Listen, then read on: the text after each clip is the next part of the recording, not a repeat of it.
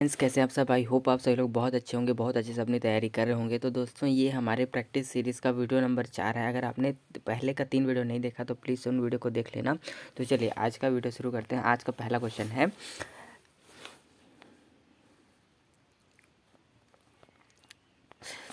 लेखन शिक्षण विधि में सहायक विधि है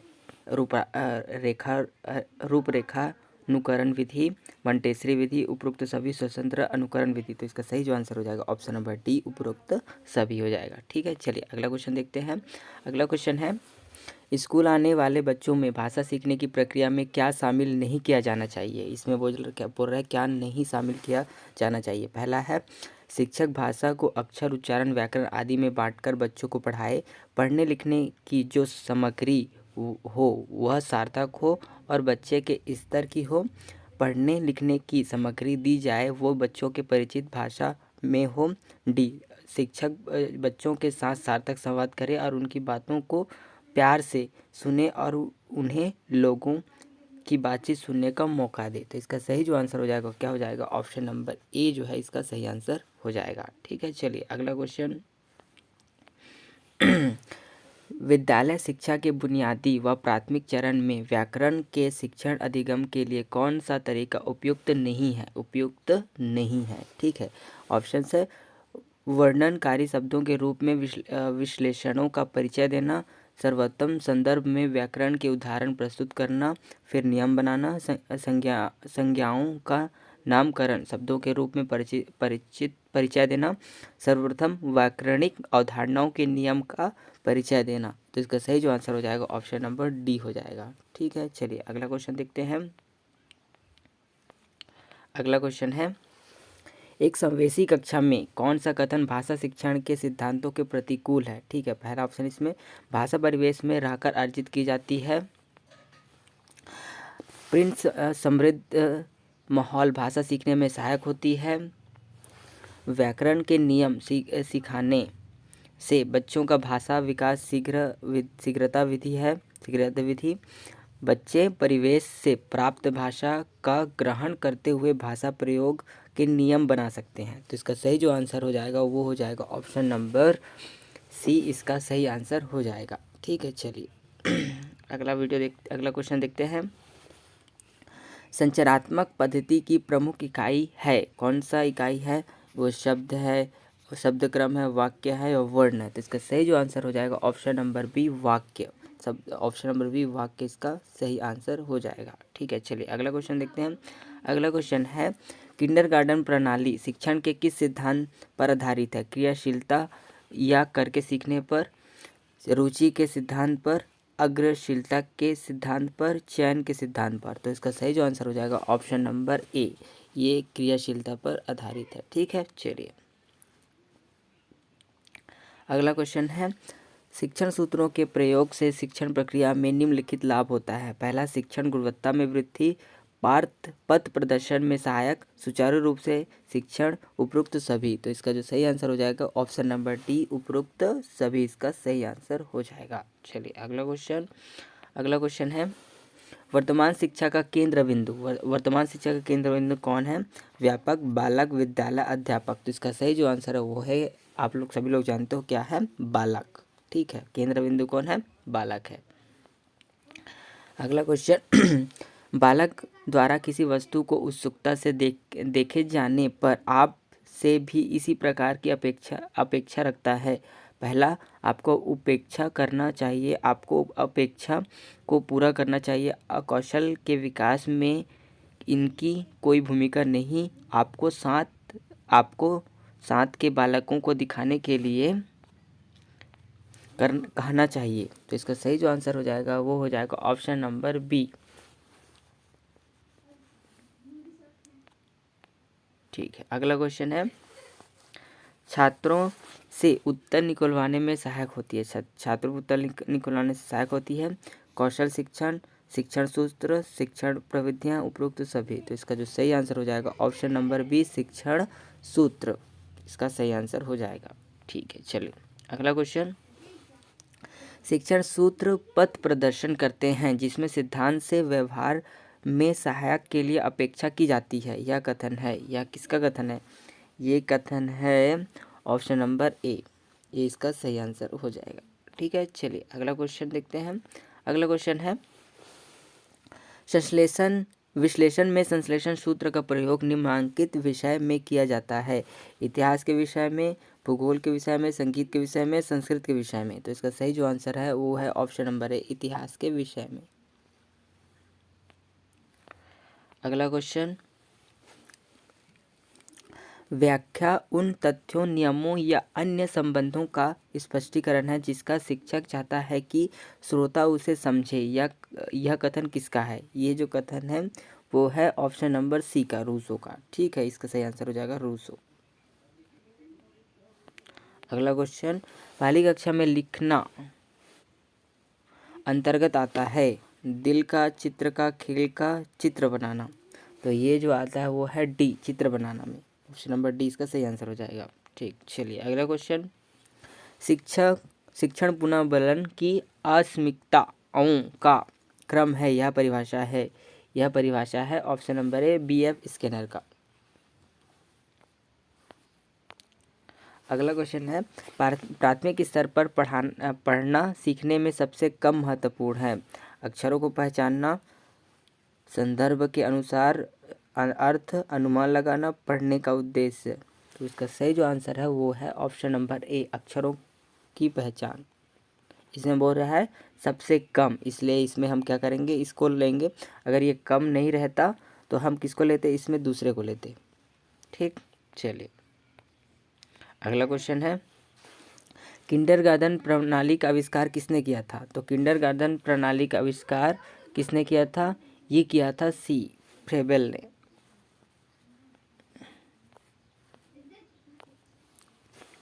शिशु को भाषा हासिल करने और उत्पादन करने में सक्षम बनाती है। कौन सक्षम बनाती है? समृद्ध परिवेश, भाषा अधिग्रहण उपकरण, औपचारिक परिवेश, शारीरिक क्षमता। तो इसका सही जो आंसर हो जाएगा वो हो जाएगा ऑप्शन नंबर बी, भाषा अधिग्रहण उपकरण। ठीक है, ये इसका सही आंसर है। चलिए अगला क्वेश्चन, उच्चारण में सशक्त क्षमता होती है। उच्चारण में सशक्त क्षमता होती है सुनने की, अभिव्यक्ति की, लिखने की, सभी की। तो इसमें जो ऑप्शन है, इसका जो सही आंसर है वो है ऑप्शन नंबर बी, अभिव्यक्ति की। दैनिक जीवन में महत्वपूर्ण स्थान किसका है? दैनिक जीवन में महत्वपूर्ण स्थान किसका है? गद्य का, पद्य का, निबंध का, सभी का। तो इसका सही जो आंसर हो जाएगा ऑप्शन नंबर एक, गद्य का।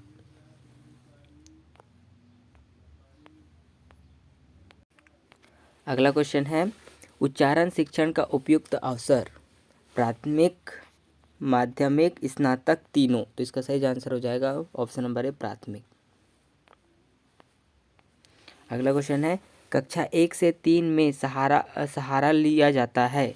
अभिनय प्रणाली का, गीत प्रणाली का, अर्थबोध का, व्यास प्रणाली का। तो इसमें जो है इसका सही जो आंसर है ऑप्शन नंबर सी, गीत प्रणाली का।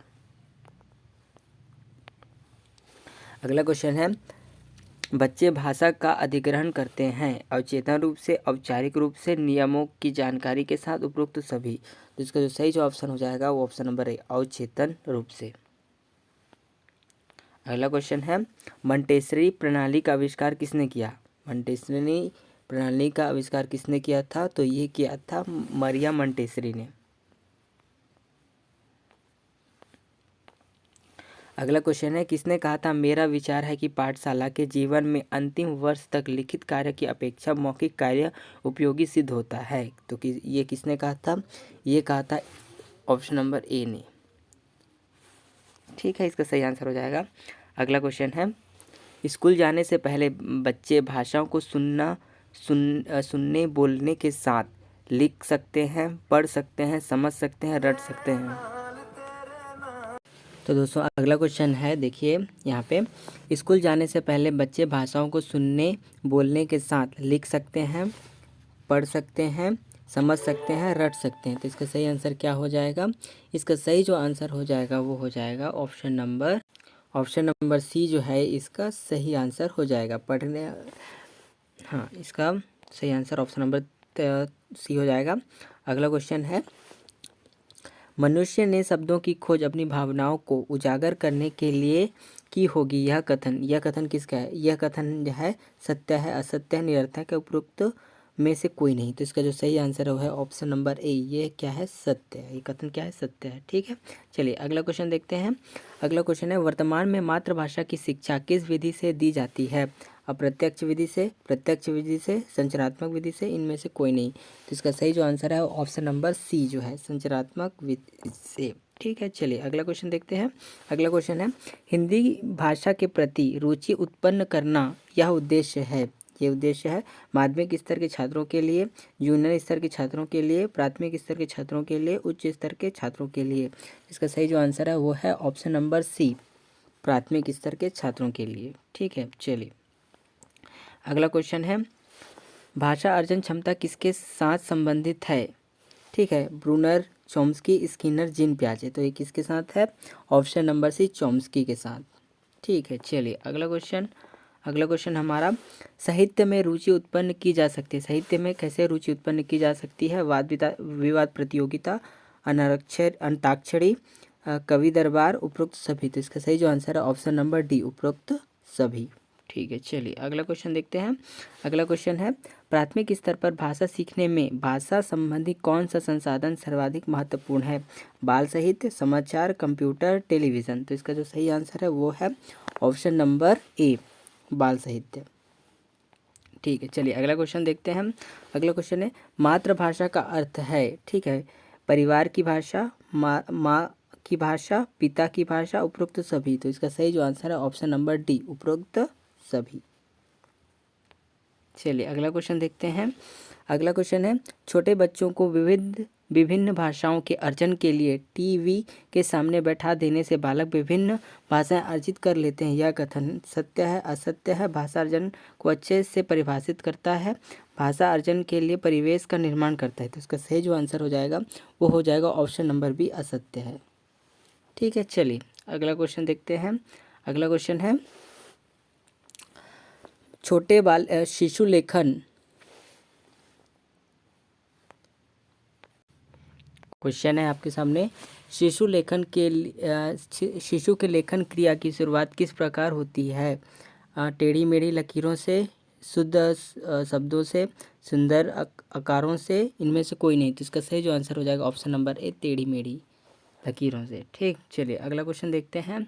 अगला क्वेश्चन है, संरचनात्मक पद्धति का सर्वाधिक प्रयोग किस भाषा में होता है? तमिल, हिंदी, अंग्रेजी, रोमन। तो इसका जो सही आंसर है ऑप्शन नंबर बी, हिंदी। ठीक है, चलिए अगला क्वेश्चन देखते हैं। अगला क्वेश्चन है, भाषा कक्ष में वृद्ध शब्दकोश कहाँ रखा होना चाहिए? प्रत्येक सीट पर, स्टोर रूम में, एक निश्चित स्थान पर, कहीं भी।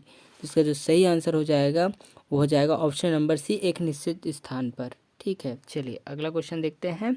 अगला क्वेश्चन है, ज्ञान अनुभव, भावनाओं, विचारों, प्रवृत्तियों तथा मूल्यों के संचय का साधन है। विषय प्रवेश के लिए, पाठ्यपुस्तक के लिए, उपसंहार के लिए, उपरोक्त सभी। तो इसका जो सही आंसर है ऑप्शन नंबर बी, पाठ्यपुस्तक के लिए। चलिए अगला क्वेश्चन देखते हैं। अगला क्वेश्चन है, निम्नलिखित भाषा की अशुद्धियाँ होती हैं लिखने में, बोलने में, पढ़ने में, उपरोक्त सभी में। तो इसका सही जो आंसर हो जाएगा वो हो जाएगा ऑप्शन नंबर डी, उपरोक्त सभी में। ठीक है, चलिए अगला क्वेश्चन देखते हैं। अगला क्वेश्चन है, कहानी सुनने से बच्चों में अनुशासित रहते हैं। कक्षा में बच्चे एकाग्रचित्त होकर शांति से बैठते हैं। बच्चे प्रसन्न होते हैं।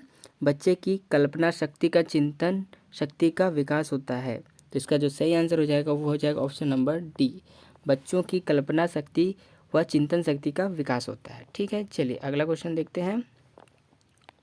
अगला क्वेश्चन है दोस्तों, बच्चों के लेखन कौशल का मूल्यांकन करने के लिए कौन सी विधि बेहतर हो सकती है?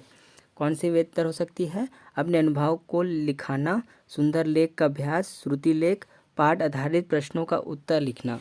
तो इसका जो सही आंसर हो जाएगा वो हो जाएगा ऑप्शन नंबर ए, अपने अनुभव को लिखाना। ठीक है, चलिए अगला क्वेश्चन देखते हैं। अगला क्वेश्चन है, एक भाषा शिक्षक के रूप में सबसे बड़ी चुनौती, भाषा संसाधनों का अभाव, बच्चों को भाषा सीखने के महत्व से परिचित कराना, बच्चों की भाषा को संचार साधनों के प्रभाव से मुक्त रखना, बहुभाषी कक्षा के शिक्षण के लिए उचित रणनीतियाँ तय करना। तो इसका सही जो आंसर हो जाएगा ऑप्शन नंबर डी हो जाएगा।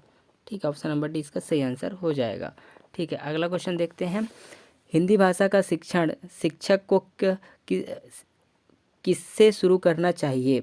वाक्यों से, शब्दों से, अक्षरों से, इनमें से इन सभी के एक साथ से। तो इसके सही जो आंसर हो जाएगा ऑप्शन नंबर डी, इन सभी के एक साथ से। ठीक है, चलिए अगला क्वेश्चन देखते हैं। अगला क्वेश्चन है, प्राथमिक स्तर पर कविता शिक्षण किया जाना चाहिए। प्राथमिक स्तर पर कविता शिक्षण किया जाना चाहिए व्यास शैली द्वारा, पठन शैली द्वारा, व्याख्यान विधि द्वारा, स्वर ज्ञान द्वारा। तो इसका जो सही आंसर हो जाएगा वो हो जाएगा ऑप्शन नंबर सी, व्याख्यान विधि द्वारा। ठीक है, चलो अगला क्वेश्चन है, बालकों का बौद्धिक, नैतिक एवं सांस्कृतिक विकास किस पर निर्भर करता है? खेल क्षमता पर, भाषा क्षमता पर, अध्ययन क्षमता पर, इनमें से कोई नहीं। तो इसका सही जो आंसर हो जाएगा ऑप्शन नंबर क्या हो जाएगा? बी हो जाएगा, भाषा क्षमता पर। ठीक है, अगला क्वेश्चन है, मातृभाषा शिक्षण का सिद्धांत कौन सा है? साहचर्य का सिद्धांत, व्यक्तिगत भिन्नता का सिद्धांत, अभ्यास का सिद्धांत, उपरोक्त सभी। तो इसका सही आंसर हो जाएगा ऑप्शन नंबर डी, उपरोक्त सभी। ठीक है, चलिए अगला क्वेश्चन देखते हैं। अगला क्वेश्चन है, बाल केंद्रित शिक्षा का उद्देश्य है बालकों का सर्वांगीण विकास, बालकों के नामांकन में वृद्धि, बालकों को खेलना सिखाना, बालकों का शारीरिक विकास।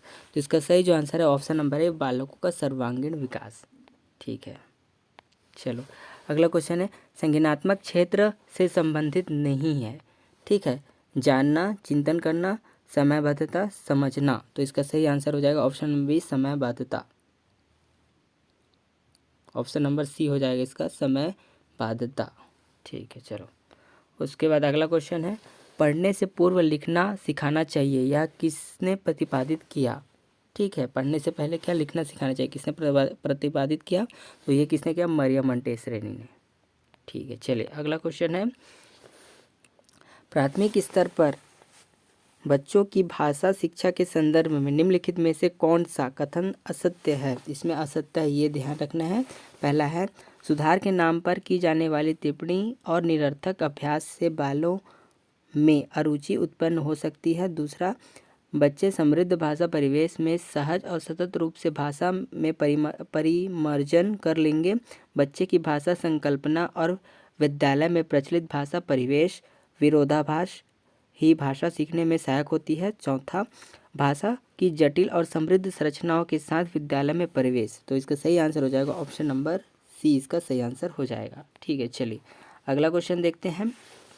अगला क्वेश्चन है, प्राथमिक स्तर पर दबे समिति ने किन विषयों में अपेक्षित अधिगम स्तर का निर्धारण किया था?